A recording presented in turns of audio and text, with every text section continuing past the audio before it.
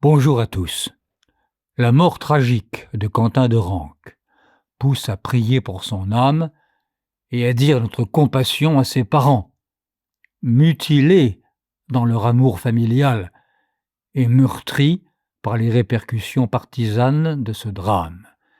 Car ces répercussions, et surtout les polémiques politiques qui ont suivi et déformé cette mort d'un garçon de 23 ans, soulèvent de graves problèmes éthiques. Dans les débats à la radio et à la télévision sur cette affaire, j'entends dire par des intervenants qui se posent en autorité morale que le décès de ce garçon est une chose bien triste, mais que, n'est-ce pas, il fréquentait un milieu aux idées choquantes, etc.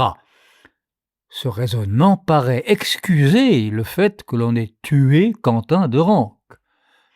Les débatteurs n'excusent pas ouvertement ce meurtre, mais on sent que c'est ce qu'ils pensent. Et là est le problème moral. Je ne sais pas quelles idées avait Quentin de Ranc. J'ai du mal à croire qu'un même garçon puisse participer à des maraudes pour secourir les SDF, ce qu'il faisait en effet, et en même temps adhérer à une idéologie contraire aux droits humains. Alors je sais bien que nous vivons une époque de confusion des valeurs, mais il y a des choses trop contradictoires pour être vécues ensemble. Cette évidence paraît échapper aux débatteurs médiatiques dont je vous parlais. Sans s'inquiéter de savoir quel genre de garçon était en réalité Quentin de Ranc, ils le classent dans une catégorie condamnable. À leurs yeux, ce garçon n'existe plus dans sa singularité personnelle.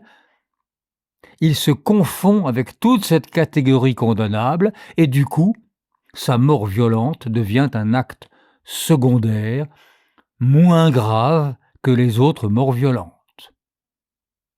Et c'est ainsi qu'on déshumanise un drame humain, en l'estompant derrière des raisonnements théoriques.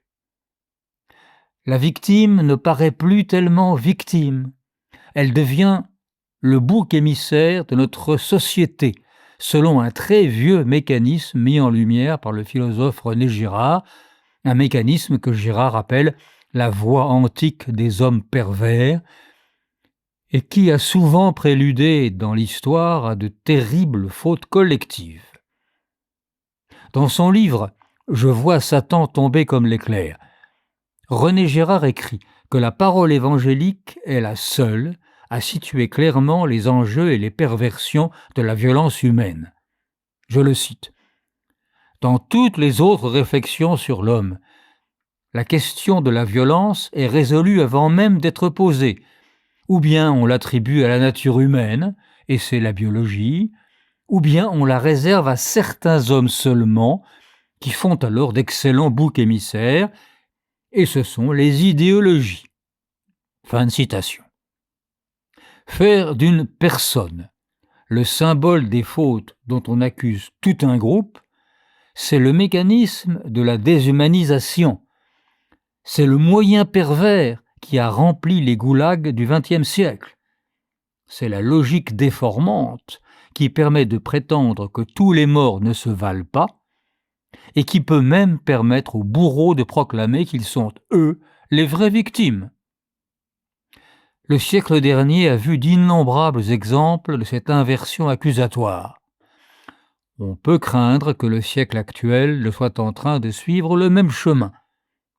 Comment y échapper ? Les chrétiens en ont une idée, en se laissant saisir par l'Esprit Saint, comme les apôtres à la Pentecôte.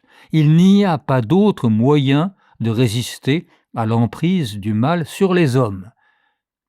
Alors cette idée paraît folle aux yeux de notre société, et en l'exprimant, j'ai l'air d'être très loin de la triste réalité du crime de Lyon. Mais comme le dit saint Paul, ce qui est faiblesse de Dieu est plus fort que les hommes. À la semaine prochaine.